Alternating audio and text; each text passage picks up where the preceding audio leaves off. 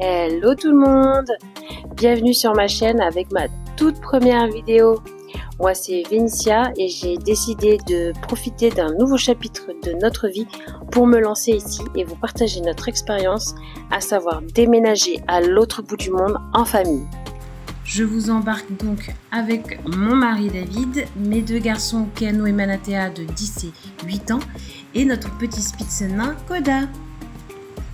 Notre départ était prévu mi-juillet, donc nous avons eu le temps de terminer l'année scolaire en métropole, comme vous pouvez le voir en image, avant de tout quitter et de monter, retrouver nos proches et profiter des derniers instants. D'ailleurs, je trouve que c'est le moment le plus difficile, car même si on sait pourquoi on a fait ce choix de départ, on réalise qu'on quitte également nos proches pour un long moment, et ce, pour partir à l'inconnu, donc ça fait peur. Mais bon, c'est ça l'aventure, non ? Donc on a fait nos derniers au revoir à nos familles, puis nous avons embarqué pour un vol de 11 heures. C'était le premier gros vol des enfants et le tout premier vol de Koda. J'appréhendais d'ailleurs le voyage avec un petit chien en cabine, mais ça s'est super bien passé. Pour les garçons également, j'avais privilégié un vol de nuit pour justement ne pas avoir à trop les occuper tout le long. David nous attendait déjà à La Réunion, il nous a accueillis et du coup maintenant, place à notre nouvelle vie.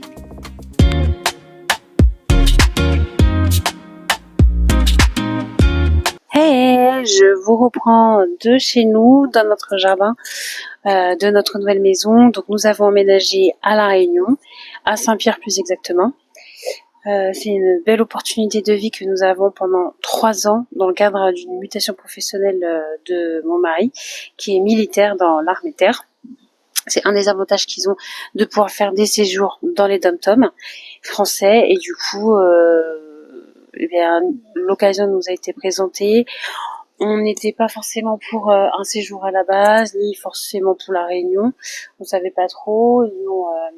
Avec sa spécialité, il était obligé dans son cursus professionnel de faire au moins quand même un séjour. Donc ils nous ont proposé la Réunion et on s'est dit pourquoi pas, comme ça ce serait l'occasion faite à mes enfants de connaître un petit peu ce que c'est la vie dans les îles, parce qu'au final ce sont des métis de par mes origines, mais ils ne connaissent pas du tout le mood des gens des îles, de vivre au soleil toute l'année, tout ça. Donc ça va leur permettre de découvrir tout ça. En plus ici ce qui est bien c'est que c'est multiculturel, il y a différentes religions, différentes cultures, donc c'est encore mieux. Et puis nous, ça va nous permettre de changer d'air et d'avoir une petite pause un petit peu pendant 3 ans hors du temps avant de revenir. Par contre, sur Toulouse, ça c'est sûr, c'est notre ville de cœur et c'était la condition. On acceptait le séjour un peu au dépourvu, mais avec la condition de revenir parce qu'on veut vraiment rester vivre à Toulouse. Donc voilà, on a la chance aussi d'avoir un logement de fonction qui est disponible. On peut prendre d'autres logements dehors si on veut, mais bon, il y a déjà des difficultés à se loger pour la Réunion. Donc, et puis là, en fait, ça évite... il y a quand même de la paperasse à gérer avant d'arriver, mais c'est beaucoup plus facile que quand on le fait dans le cadre de la vie normale. Donc on a eu notre petite maison, on est venu... mon mari est arrivé en avance. Après, avec l'armée, il y a différentes organisations, mais lui, du coup, il est arrivé... mi-juin et nous on est arrivé un mois après. Moi j'ai terminé l'école avec les garçons, le temps aussi parce que moi j'ai quitté mon poste, donc j'avais ma période d'essai, enfin mon préavis pardon, à finaliser. Le temps de dire au revoir à nos proches sur Toulouse, ensuite le dernier déménagement à faire parce qu'on a eu 2 déménagements du coup, un avec la caisse maritime qui ramène nos affaires qui devaient arriver ici en même temps que nous mais qui sont arrivés un peu plus tard et une autre qui permet de garder nos affaires en garde-meubles pour la France qu'on récupère à notre tour.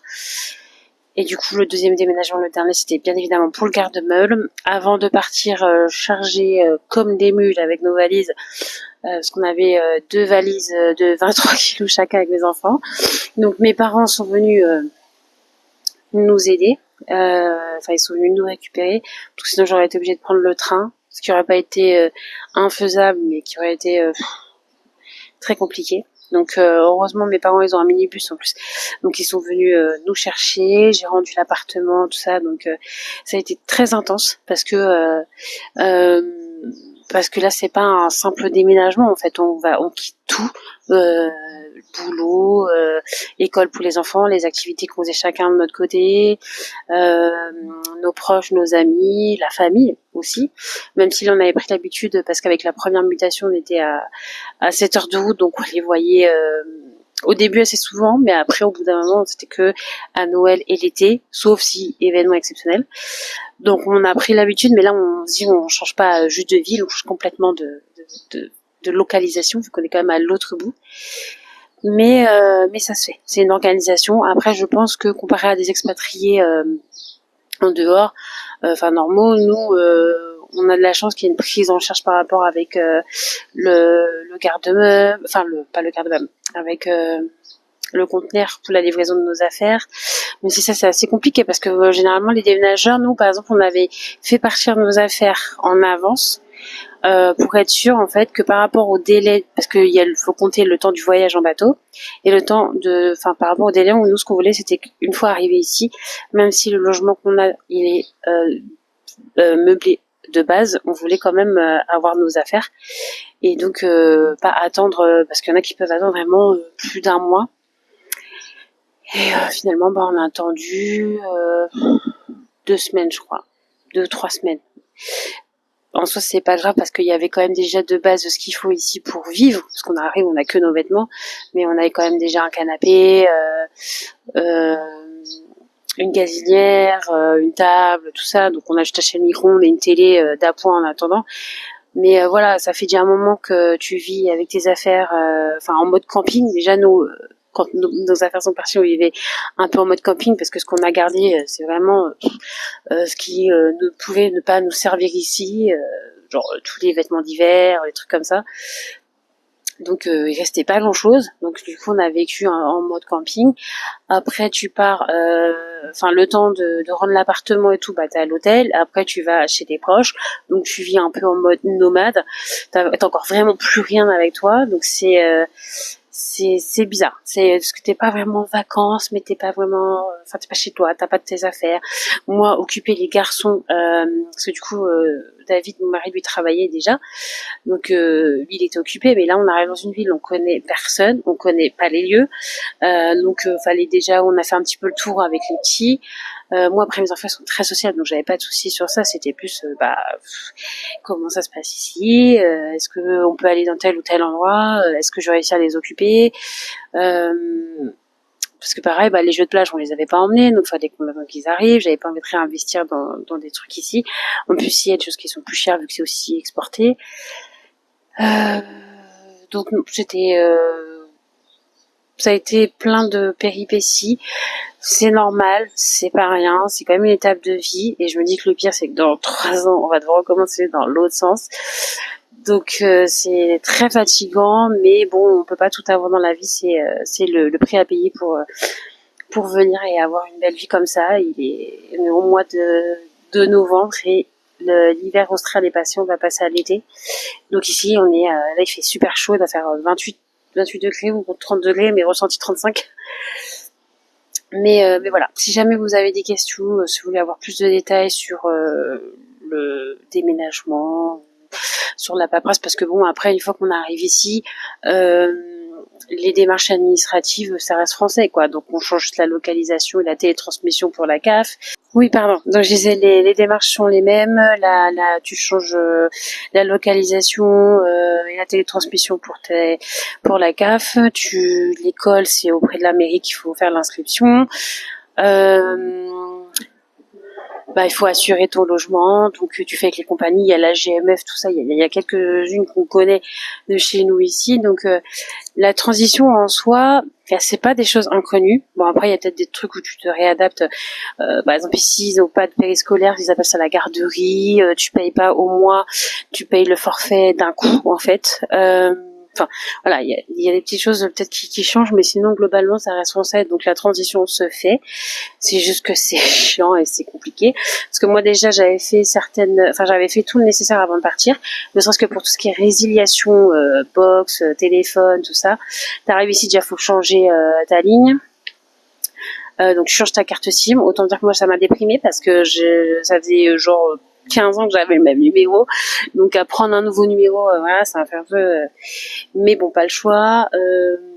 Donc la transition entre, par contre, les résiliations et tout, ça peut prendre du temps. Parce que moi, j'ai suivi les démarches, j'ai fait les envois de courrier recommandés et tout.